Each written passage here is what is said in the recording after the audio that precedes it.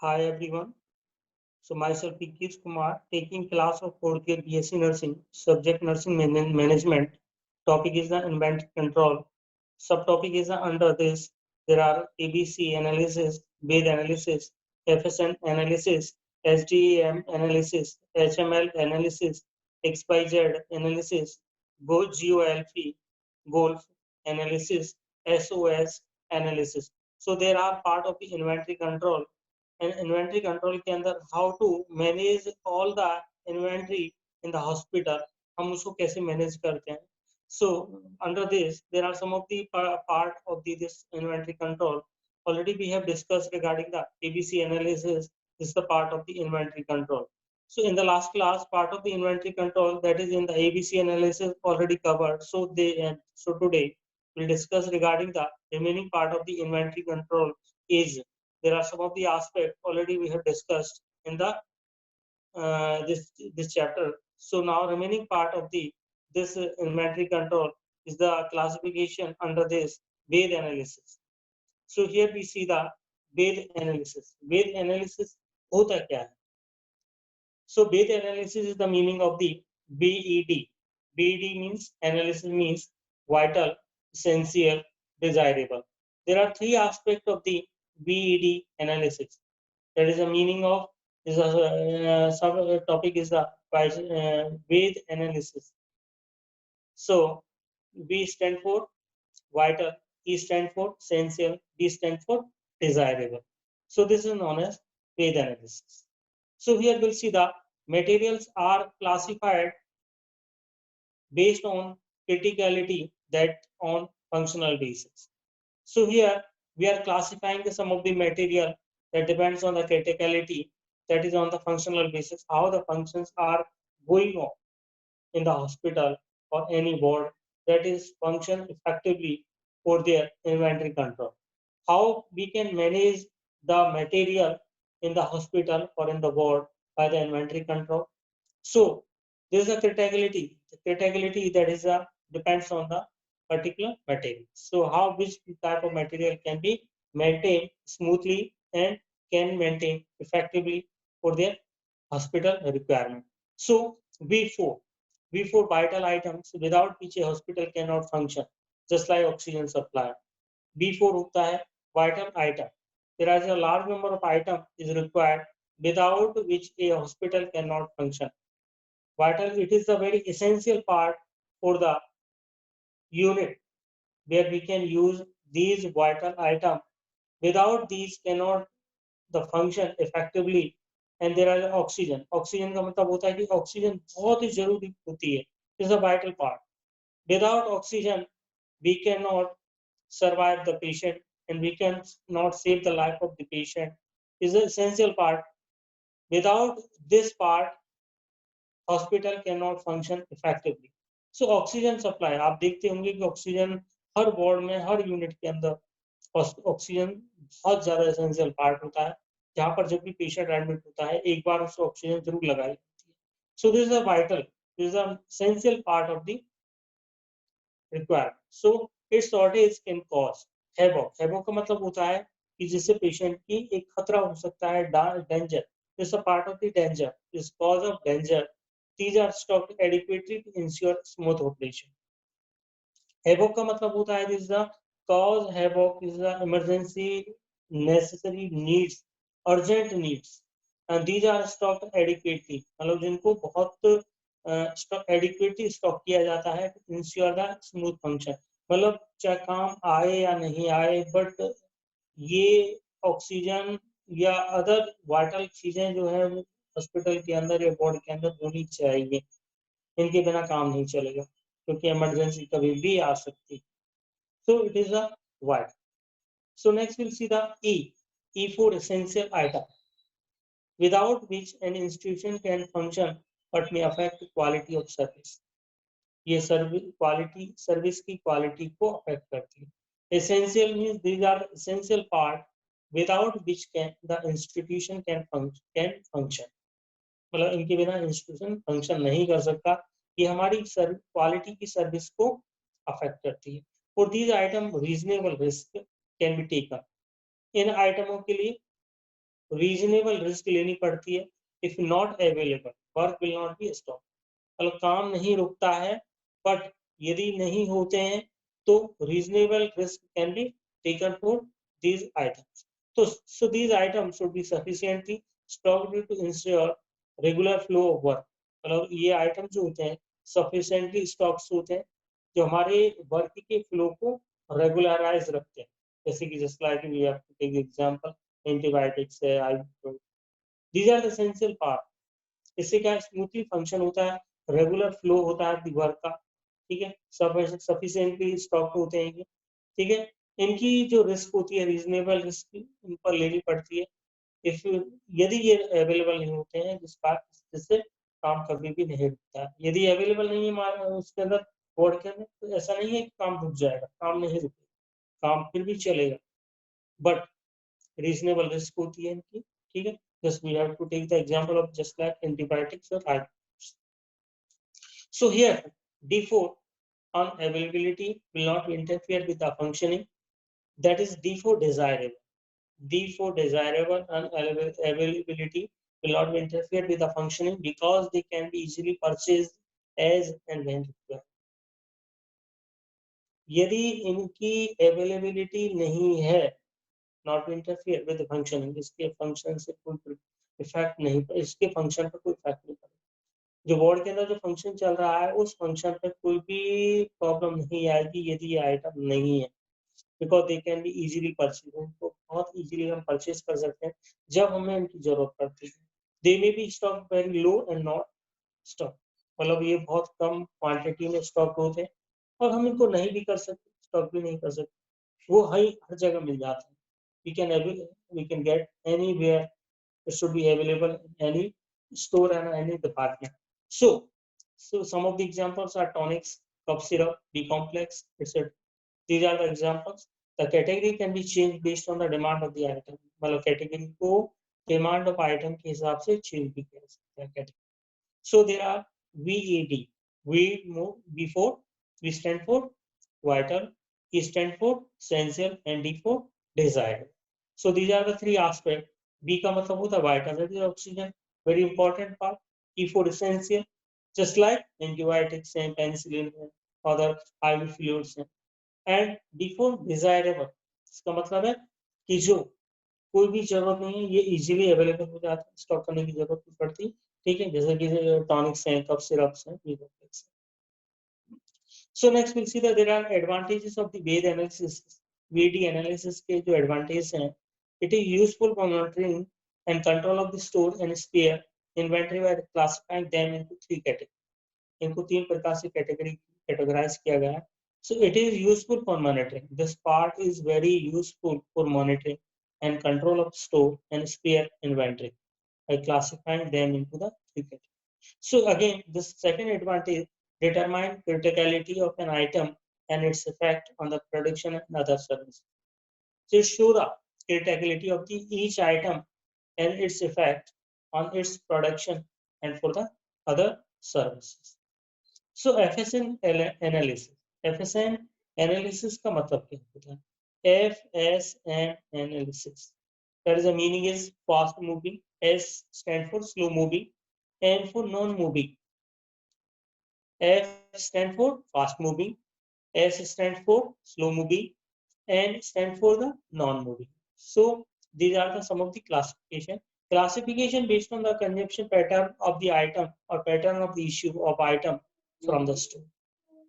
Classification depend करता है कि उसका consumption value क्या है, consumption value क्या है, और उसका पैटर्न, इश्यू करने का पैटर्न क्या है, कहाँ से, स्टोर, यहाँ स्टोर पर ये आइटम जो होते हैं स्टोर में होते हैं सभी जगह, या स्टोर से उनका कंजम्पशन पैटर्न जो है, क्या इश्यू करने का जो पैटर्न है, हम उसको उसके आधार पर हम उसको क्लासिफाई, ठीक है, किस तरह का पैटर्न शो कर रहे हैं और किस तरह का पैटर्न के अलावा इश्यूज हमारे हैं, जो किस तरह का इश्यू और पैटर्न जो है उस पर डिपेंड।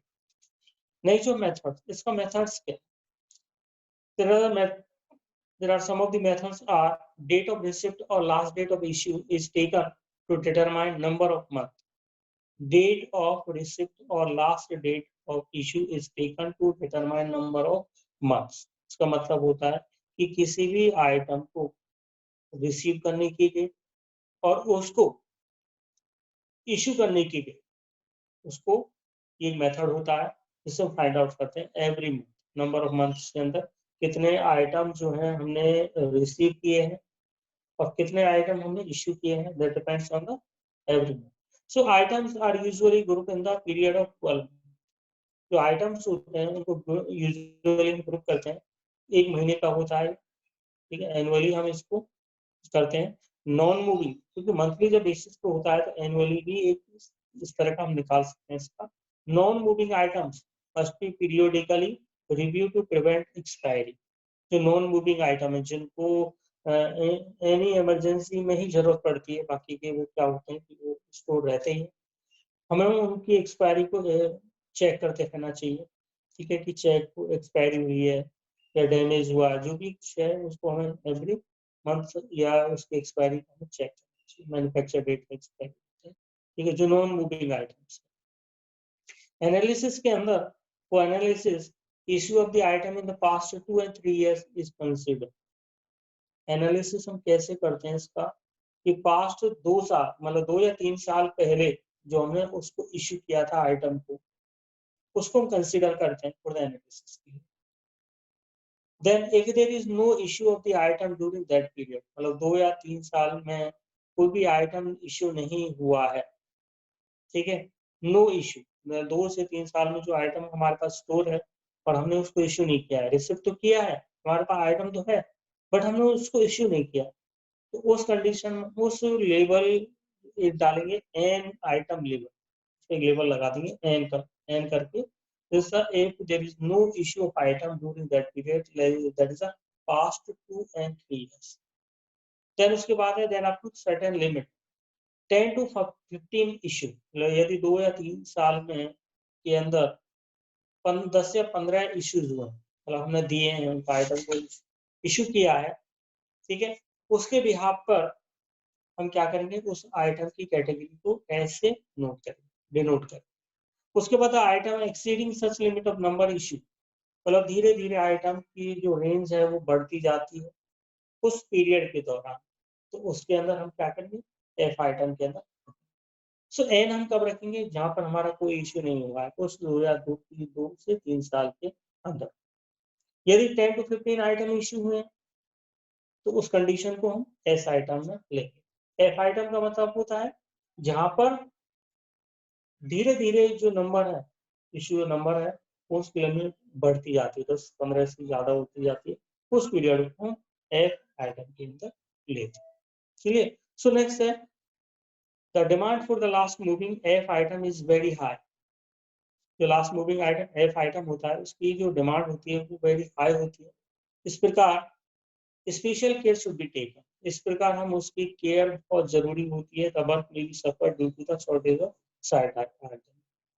फास्ट मूविंग का मतलब होता है कि वो बहुत ज्यादा फास्ट मूव कर रही है, मतलब ज्यादा हर इसकी डिमांड बहुत ज्यादा हो रही है, तो हम पे उस पर स्पेशल केयर फॉलो करते हैं, स्पेशल केयर देते हैं कि कहीं आइटम बीत तो नहीं गया, क्योंकि कहीं शॉर्टेज तो नहीं आ जाएगी आइटम, उस कंडीशन को हम सबसे पहले फोकस करते हैं. So all obsolete inventories contribute to the non moving item. सभी ऑब्सोल्यूट मतलब जिनको हमें डिस्कार्ड करना है, डिस्कार्ड ऑब्सोल्यूट का मतलब होता है रिमूव करना है, हटाना है, डिस्कार्ड करना है, जिनको नॉन मूविंग आइटम के अंदर हम कंसीडर करते हैं due to the change in the technology और specification and no longer be used. Then उसके बाद है आपका advantages of the FSM analysis. So advantages are the helps to avoid the investment in the non moving or slow item. It helps, ये help करता है हमारे investment को रोकने में, ठीक है, जो नॉन मूविंग आइटम होते हैं और slow moving item.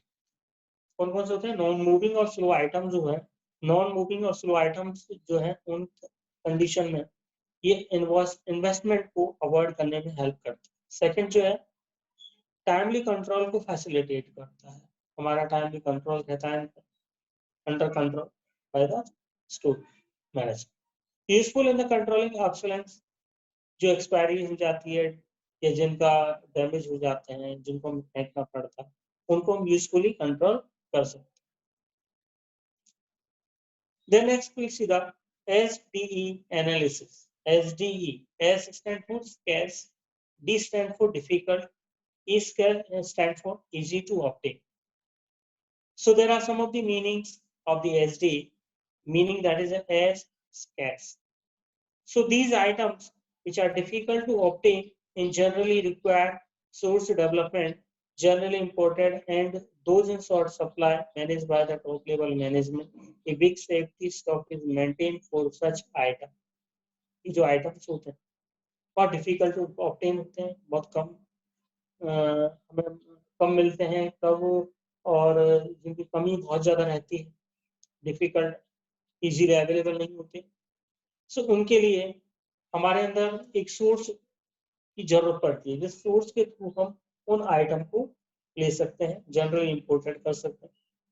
Short supply होती है जो टॉप लेवल ऑफ मैनेजमेंट के द्वारा मैनेज होती है, ठीक है, जिसमें कि एक बिग सेफ्टी स्टॉक्स मेंटेन किया जाता है इन सच आइटम्स. ये इस प्रकार की जो आइटम्स होते हैं उनमें वो बहुत बिग सेफ्टी की स्टॉक्स की जरूरत पड़ती है, ठीक है, तो टॉप लेवल ऑफ मैनेजमेंट के द्वारा मैनेज होती है. D means difficult.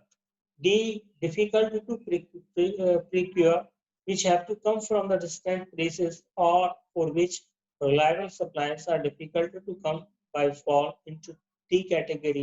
A safety stock is maintained for these items. So difficulty procurement करते हैं, ये बहुत procurement के अंदर difficulty महसूस करता है, ठीक है, which have to come from the distant places.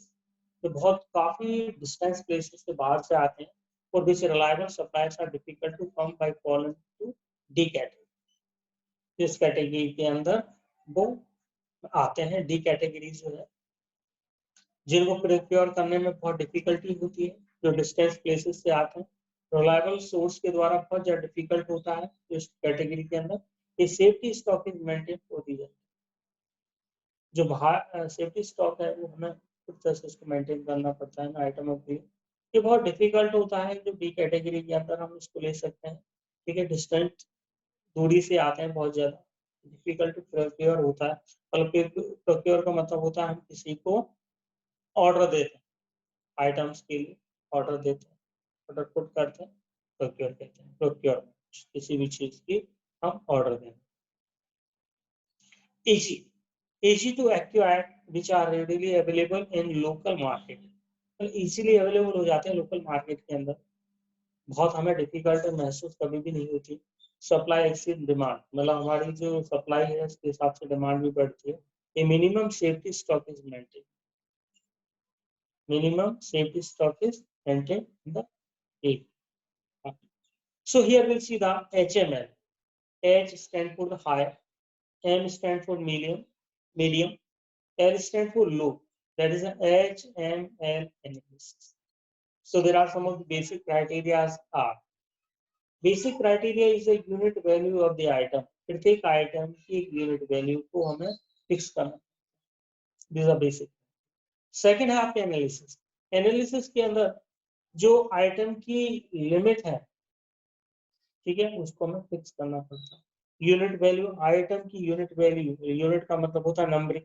जैसे कि एक आपका कोई भी आइटम आ गया, जैसे कि ड्रेसिंग्स हैं या बैंडेजेस हैं या फ्लूइड है या कोई भी एंटीबायोटिक है, ठीक है, उसकी एक यूनिट वैल्यू क्या है, नंबरिंग क्या, फ्रीक्वेंसी कितनी है, 2, 4, 5, 6, 7 यूनिट वैल्यू होगी. एनालिसिस का मतलब होता है उसकी लिमिट क्या है, उसकी लिमिट की फिक्स वैल्यू क्या है, उसकी लिमिट.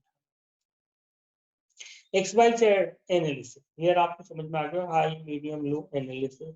हाई का मतलब होता है हाई एनालिसिस करते हैं, हाई एनालिसिस होता है जिसकी यूनिट वैल्यू बिकम हाई होती है, किसी की भी मीडियम होती है, किसी की लो वैल्यू होती है, लिमिट भी फिक्स होती है, हाई लिमिट होती है, मीडियम लिमिट होती है, लो लिमिट होती है. इस प्रकार से किसी भी आइटम की कर सकते हैं. XYZ एनालिसिस के अंदर क्राइटेरिया क्या है इसका, XYZ classification based on the value of inventory store. किसी भी इन्वेंटरी स्टोर के अंदर किसी भी वैल्यू के भी आधार पर उसको XYZ की क्लास. इन्वेंटरी स्टोर के अंदर वैल्यू के आधार पर class.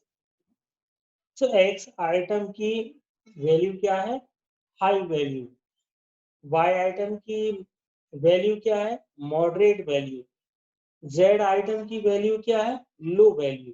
So this value of the each item should be categorized according to the value of the inventory stock. Here is a subject analysis.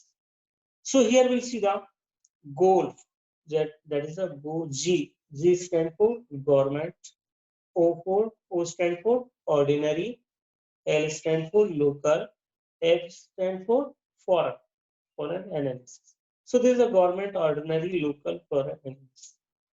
जैसे कि गवर्नमेंट बेस पे होता है, ऑर्डिनरी बेस पे होता है, लोकल मार्केट के अंदर लोकल बेस पे होता है, फॉरेन के अंदर जो है हम इंपोर्ट एक्सपोर्ट करते हैं उसके यहाँ पे होता है.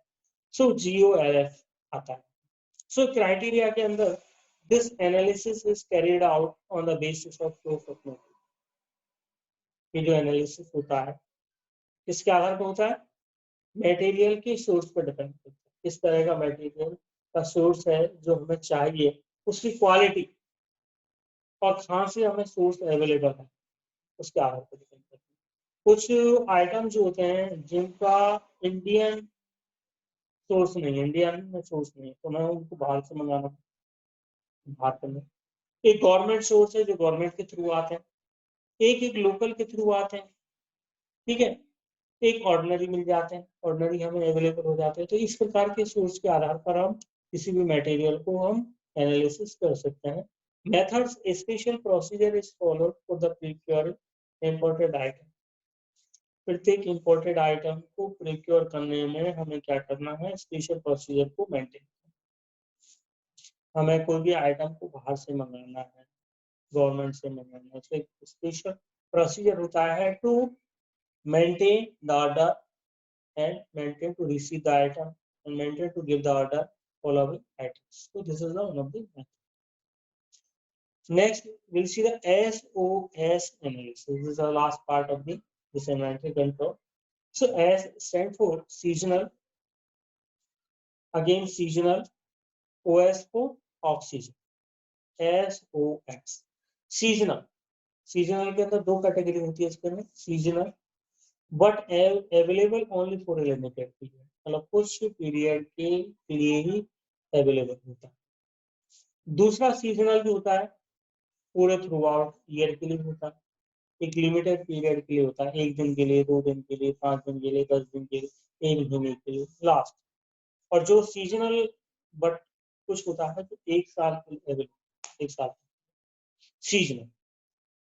कुछ चीजें जो होती है मार्केट में चीजें कभी भी मिलती हैं, आप कभी भी ले लो, जैसे कि आपके आईवी फ्लूइड है, ठीक है, ग्लूकोज है आपका, ठीक है, या कफ सिरप्स हैं आपकी, ये एंटीबायोटिक्स हैं आपकी, तो ये आप थ्रू आउट ईयर आप ले सकते हो. बट इन कुछ चीजें ऐसी होती है जो सीजन, कुछ सीजनल पे ही आती है, जिनका सीजन होता है. डायरिया है तो डायरिया की दवाई इन गर्मियों के अंदर आती है, ठीक है, और जिनको निमोनिया है तो निमोनिया सर्दियों के अंदर आती है, ठीक है. तो ये कुछ चीजें जो होती है एलर्जी की जो होती है दवाइयाँ होती हैं, वो केवल आपकी जैसे सीजनल एलर्जी होती है उसके आधार पर ये अवेलेबल होती है. तो उनके आधार पर हम उसको सीजनली होते हैं कि जो लिमिटेड पीरियड के अंदर होती है और एक होती है every year through out the year.